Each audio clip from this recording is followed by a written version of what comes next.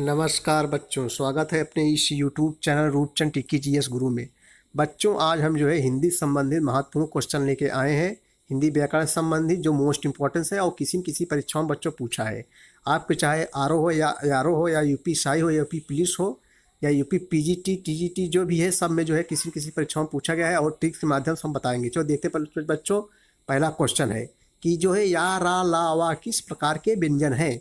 तो बच्चों, या रा ला वा देखो, ये सब अंतस्थ व्यंजन है। आ से अंतस्थ, आ से अंदर, जो अंदर अंदर बातें होती हैं उसे हम अंतस्थ व्यंजन कहते हैं। अंतस्थ व्यंजन कितने होते हैं? 4 होते हैं। या रा लावा ऐसे जब बोलते हैं हम लोग, देखो मुंह बंद करके यो रो लो वो, यही जो है इसमें मुंह खुलता नहीं है बच्चों। तो ये सब क्या है? अंतस्थ व्यंजन। आ से अंतस्थ, आ से अंदर, या रा लावा, याद हो गया ना? 21 प्रकार के व्यंजन बच्चों अंतस्थ व्यंजन है और ये यूपी पुलिस एग्जाम 2018 में बच्चों पूछा गया है। दूसरा क्वेश्चन है, हिंदी वर्णमाला में मूलतः वर्णों की संख्या कितनी होती है? तो हिंदी वर्णमाला में मूलतः वर्णों की संख्या जो है 52 होती है बच्चों, और स्वरों की संख्या कितनी होती है? 11 होती है। और यूपी पीजीटी एग्जाम 2018 में पूछा गया है बच्चों। नेक्स्ट क्वेश्चन है, क्वेश्चन नंबर 3 है कि डा का उच्चारण स्थान क्या होता है? तो डा का उच्चारण स्थान बच्चों टा था डा ढा अड़ा अड़ा, ये सब क्या है बच्चों? नाक से बोलो, टा ढा टा डा अड़ा, ये सब क्या है? नासिक है, नाक द्वारा बोला जाता है। तो डा का उच्चारण स्थान होता है नासिक होता है। ये यूपी टेट एग्जाम 2017 में पूछा गया है। नेक्स्ट क्वेश्चन है बच्चों, क्वेश्चन नंबर 3 को आओ और ओ और औ का उच्चारण स्थान माना जाता है बच्चों। ये जो ओ और औ का उच्चारण स्थान क्या माना जाता है भैया? तो कंठोष्ठ माना जाता है बच्चों।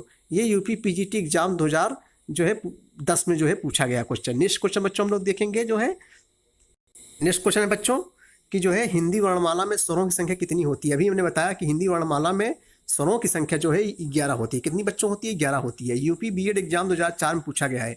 अगला क्वेश्चन है, क्वेश्चन नंबर 5 है कि जो है पा ध्वनि का उच्चारण स्थान क्या है?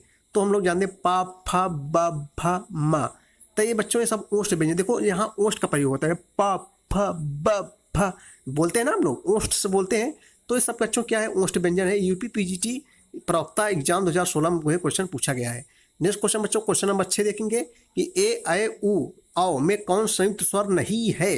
यही जो है ए आए उ औ में कौन सा संयुक्त स्वर नहीं है?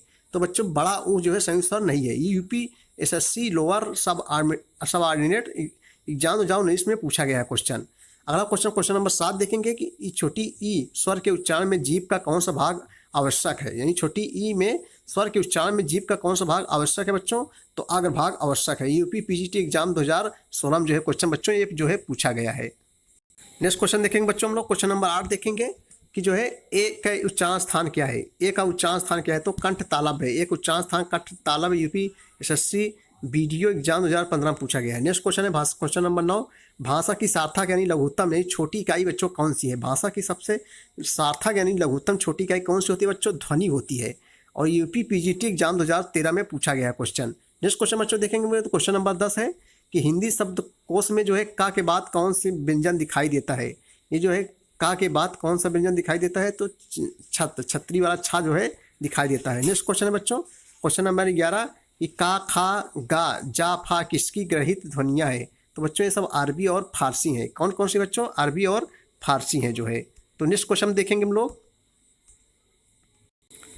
अगला क्वेश्चन है बच्चों हम देखेंगे क्वेश्चन नंबर 12 कि अर्धचंद्र बिंदु वाला वर्ण आ किसकी आगत ध्वनि है? तो ये बच्चों जो है अंग्रेजी है।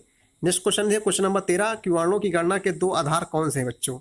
वर्णों की गणना के 2 आधार कौन से हैं? तो उच्चारण व लेखन। मोस्ट इंपॉर्टेंट क्वेश्चन है बच्चों कि वर्णों की गणना के 2 आधार कौन से हैं? तो उच्चारण और लेखन है। अगला क्वेश्चन है क्वेश्चन नंबर 14 किस वर्ण से कोई शब्द शुरू नहीं होता है? यही जो है किस वर्ण से कोई शब्द शुरू नहीं होता है? तो ये जो है अंगा, इया, अड़ा, अड़ा और ढा, इनसे इन चारों इन जो है 5 से जो है कोई शब्द शुरू नहीं होता है। अगला क्वेश्चन देखेंगे हम लोग। नेक्स्ट क्वेश्चन है बच्चों, क्वेश्चन नंबर 16 है कि व्यंजनों के नीचे जब एक तिरछी रेखा टा, देखो टा है कि तिरछी रेखा लगाई जाती है तो उसे क्या कहते हैं? तो बच्चों उसे हालंत कहते हैं हम लोग। क्या कहते हैं? हालंत कहते हैं। नेक्स्ट क्वेश्चन है कि किसकी अंतिम ध्वनि स्वर होती है? उसे क्या कहते हैं? जिसकी अंतिम ध्वनि स्वर होती है उसे क्या कहते हैं? उसे बच्चों मुक्ताक्षर कहते हैं। क्या कहते हैं? मुक्ताक्षर कहते हैं जो है। अगला नेक्स्ट क्वेश्चन बच्चों है क्वेश्चन नंबर 18 है कि जिसकी अंतिम ध्वनि व्यंजन होती है उसे क्या कहते हैं? जिसकी अंतिम ध्वनि व्यंजन होती है उसे जो है बद्धाक्षर कहते हैं। बद्धाक्षर कहते हैं। क्या कहते हैं? बद्धाक्षर। नेक्स्ट है कि क्या वर्ण किस वर्ण किस वर्ण के संयोग से बना है। यही जो है क्या जो है किस वर्ण के संयोग से बना है, तो जा और इया के संयोग से बना है जो है। नेक्स्ट क्वेश्चन है कि हिंदी भाषा में मूलतः वर्णों की संख्या कितनी मानी गई है, तो बच्चों जो है 52 मानी गई। कितनी मानी गई है? 52 मानी गई है। आगे हम लोग देखेंगे,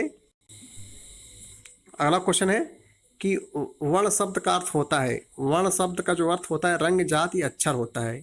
वर्ण शब्द जो अर्थ होता है रंग, जाति और अक्षर होता है। लास्ट क्वेश्चन है कि हिंदी की मूर्धन्य ध्वनियाँ कौन सी हैं। तो हिंदी की जो मूर्धन्य ध्वनियाँ हैं बच्चों, वो टा, ठा, डा, ढा, आड़ा, ये सब क्या है? मूर्धन्य ध्वनियाँ है। तो बच्चों इसी तरह वीडियो आज यहीं ख़त्म होता है। वीडियो अच्छा लगा है तो बच्चों ज़रूर लाइक करना।